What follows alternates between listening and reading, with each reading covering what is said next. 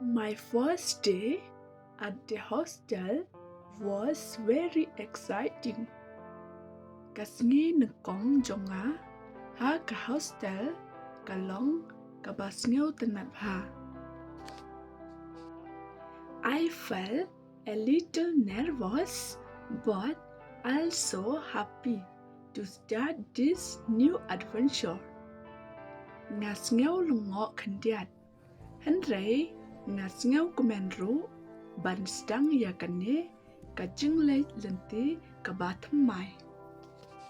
When I arrived, I saw many others kids like me with their bags and smile. Haba ngalapoy ngalayoi ya kibabon kiwaypat kikna kung mga rengkat bat ki pala jongki bat ki sngapjar.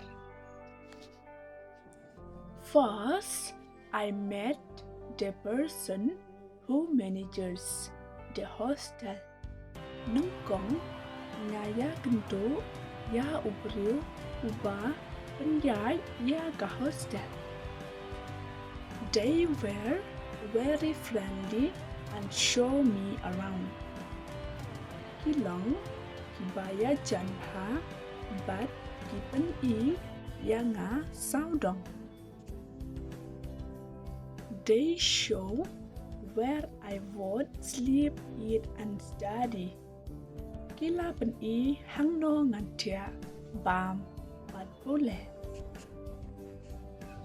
It was like a little community with different rooms for sleeping, a dining hall and a place to study. Ka lalong kum kashnong kabarit kabadon kikamra baper bantia kajaka bam bat kajaka ban pule. After I rested in my room, I met my friends. Hadin bangala shongtan ha kakamra jonga ngalaya kendo ya uparalak jonga. They were just as creative as I was and they quickly became friends. Ki lalong ki bastat kum mga bat ki la lalong ki perlak kelak. We walked about where we went from our families and what we hope to do while living in the hostel.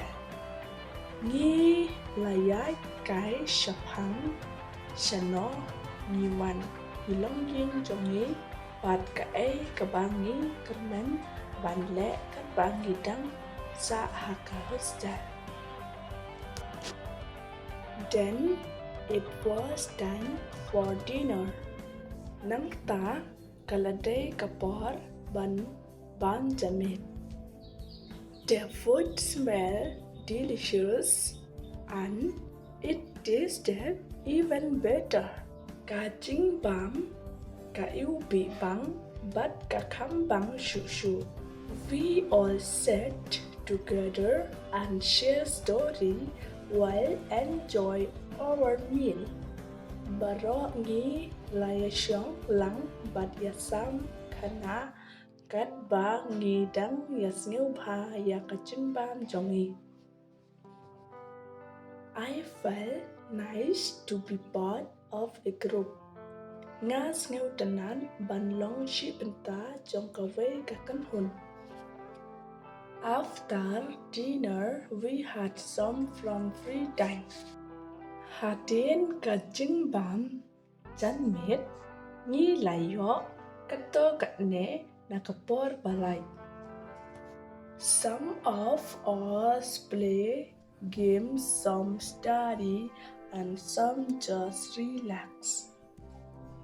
Dan napadeng jongi kiba yale kai, dan kiba pule bat, dan kiba shu shongtai. It was a good way to end the day. Ka lalong, kalat, kababha ban pendo ya kasngi.